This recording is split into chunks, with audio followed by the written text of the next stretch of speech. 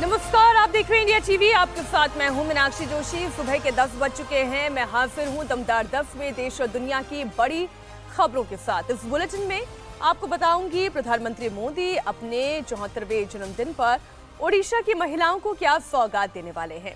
मोदी के जन्मदिन पर गृह मंत्री अमित शाह आज सरकार के 100 दिन के कामकाज का लेखा जोखा रखने वाले हैं।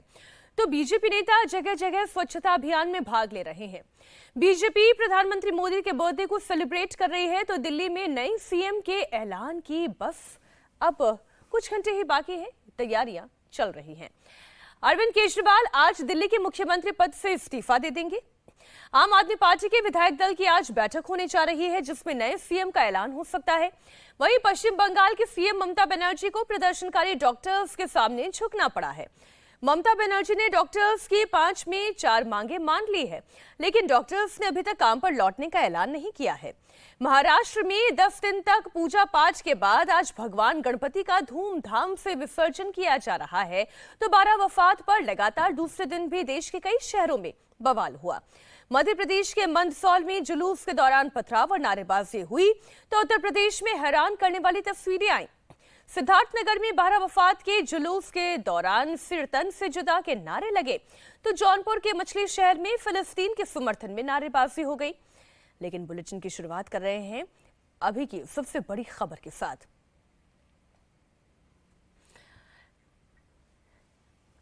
एक सवाल जो आज दिल्ली में सबसे ज्यादा मुखर है कि दिल्ली का अगला सीएम कौन होगा। अरविंद केजरीवाल किसे अपना उत्तराधिकारी बनाने जा रहे हैं। अब से केवल 2 घंटे के बाद दिल्ली के नए सीएम का ऐलान हो जाएगा। दोपहर 12 बजे इस बात का ऐलान हो जाएगा कि अरविंद केजरीवाल की जगह दिल्ली के अगले मुख्यमंत्री कौन होंगे। आपको जानकारी दे दें, सुबह 11:30 बजे मुख्यमंत्री अरविंद केजरीवाल के घर पर आम आदमी पार्टी के विधायकों की बैठक बुलाई गई है। इसमें नए मुख्यमंत्री के नाम पर मुहर लगेगी। अब तक जो नाम रेस में हैं, उनके मुताबिक आतिशी और कैलाश गहलोत आगे चल रहे हैं।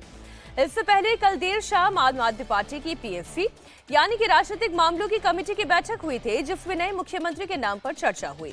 बैठक में पार्टी के सभी सीनियर लीडर और दिल्ली सरकार के मंत्री शामिल हुए थे। इसमें केजरीवाल ने 1-to-1 सभी नेताओं से बात की थी।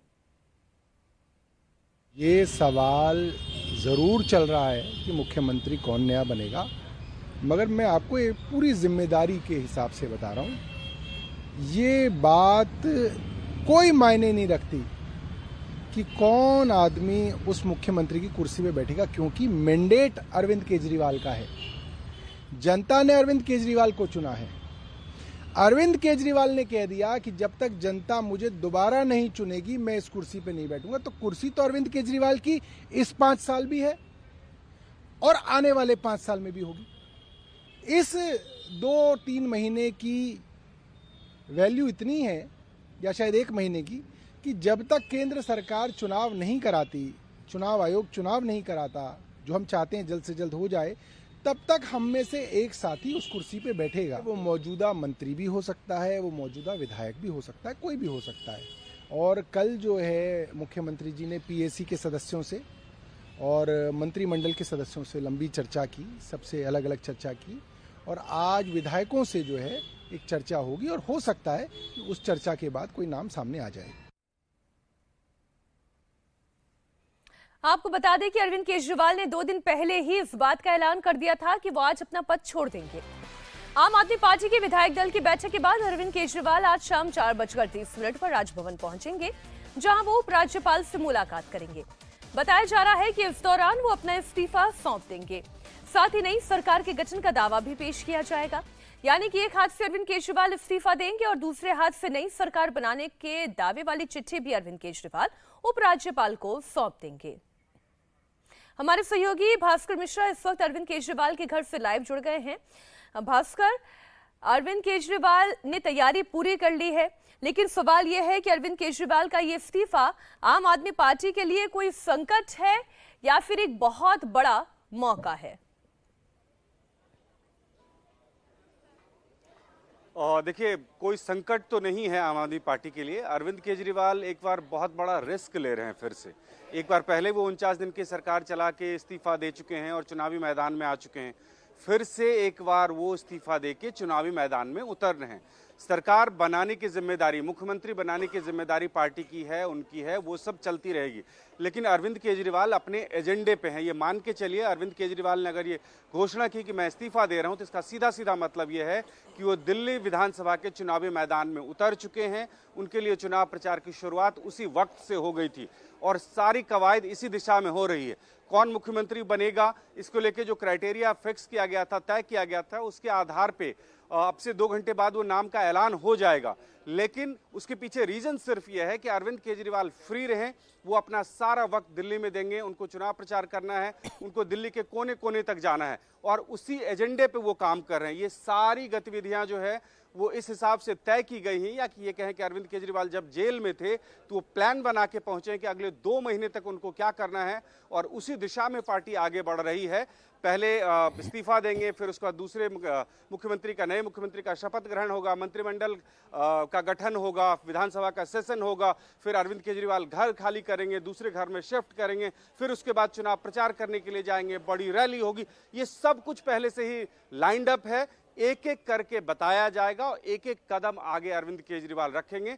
मकसद सिर्फ ये है कि जिस हिसाब से एक बार 67 सीट मिली थी उनको 49 दिन की सरकार के बाद इस्तीफा देने के बाद, वही स्थिति फिर से लाया जाए और उसके लिए जरूरी यह है कि विपक्ष के तमाम नैरेटिव्स को खत्म कर दिया जाए। ये चुनाव सिर्फ और सिर्फ इस बात पे लड़ा जाए कि अरविंद केजरीवाल ईमानदार है या नहीं है, उनके द्वारा जो देखिए भास्कर, यहाँ आप चूक कर जा रहे हैं। आम आदमी पार्टी के नेताओं की भाषा में तो वो केवल ईमानदार नहीं है, वो कट्टर ईमानदार है। तो वो कट्टर ईमानदारी वाला परसेप्शन जो है वो जनता में बना रहे, आम आदमी पार्टी इसकी पूरी कोशिश में रहेगी।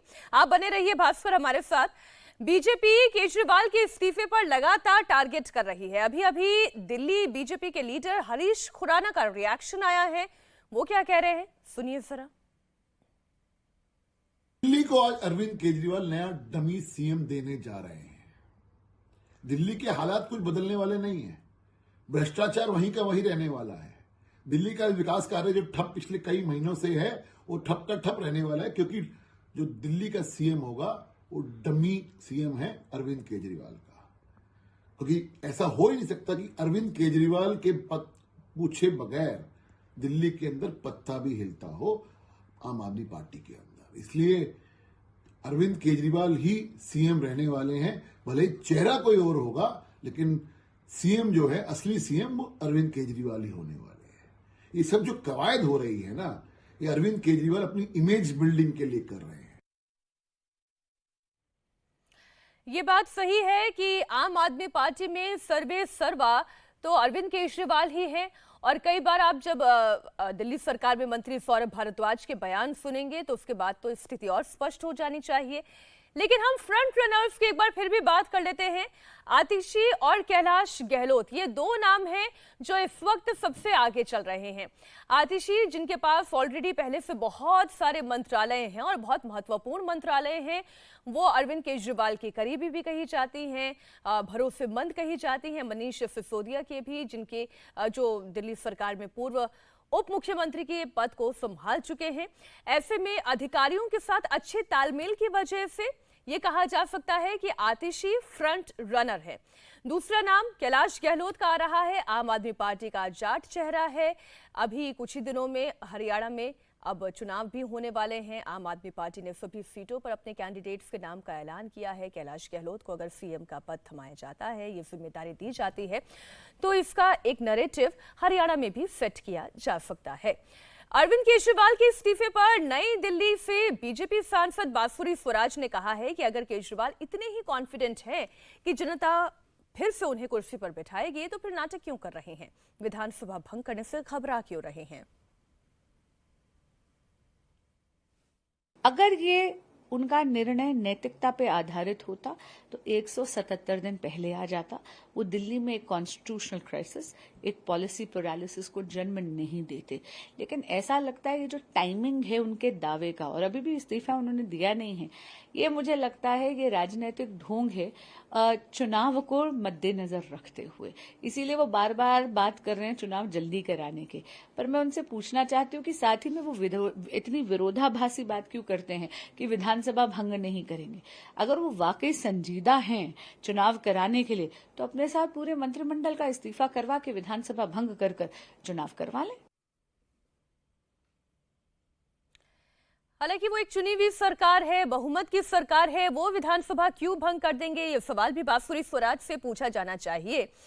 कांग्रेस के नेता संदीप दीक्षित ने कहा कि अरविंद केजरीवाल मुख्यमंत्री किसी को भी बनाए, सरकार तो वही चलाएंगे, क्योंकि केजरीवाल की पार्टी में उनके बाद किसी का कोई वजूद नहीं है। सामान्य रूप से जब सरकार में मुख्यमंत्री बदलते हैं एक किसी भी राजनीतिक दल में, तो एक राजनीतिक निर्णय लिया जाता है। राजनीतिक निर्णय इस हिसाब से लिया जाता है कि बाकी बड़े नेता कौन हैं पार्टी में, किसका लोगों में प्रभाव है, वोट पर क्या असर हो सकता है, जनता समुदाय में क्या असर हो सकता है, सरकार वो कैसे चलाएगी। आम आदमी पार्टी में केजरीवाल है और बाकी माफ़ करिएगा, किसी को बुरा लगे ना लगे, बाकी सब घर के नौकर हैं। नौकर के अलावा कोई किसी की कोई जगह नहीं है, ठीक है। तो इन्हें अपने नौकरों में चुनना है, तो ये इसको मानेंगे कि भाई अब कौन ऐसा व्यक्ति आएगा जो फाइलें दबा के रखे, सूचनाएं बाहर ना जाने दे, जो हम लोग कमा रहे हैं, कमाई चल रही है उसको सतत चलाता रहे। क्योंकि ये सत्ता का हस्तांतरण नहीं है, ये एक बिजनेस कंपनी के शेयर्स का हस्तांतरण है। आम आदमी पार्टी बिजनेस कंपनी है, पैसा बनाने की कंपनी है, ठीक है, और कुछ नहीं है।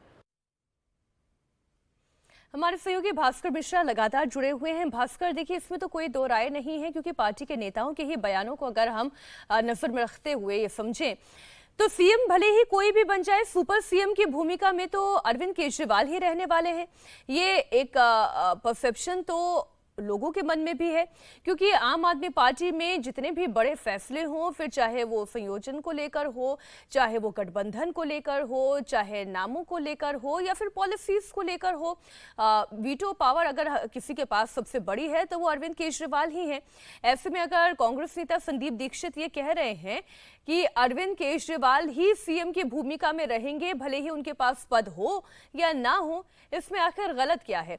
भास्कर हमारे साथ जुड़े हुए हैं, हम जाएंगे उनके पास, लेकिन आपको बता दें अरविंद केजरीवाल आज इस्तीफे का पत्र राज्यपाल को सौंपने वाले हैं। उपराज्यपाल को जब वो ये अपना पत्र सौंपेंगे, इसके साथ ही अगली सरकार बनाने का और मुख्यमंत्री के नाम का वो कॉन्फिडेंस लेटर भी वो उपराज्यपाल को सुपुर्द कर देंगे।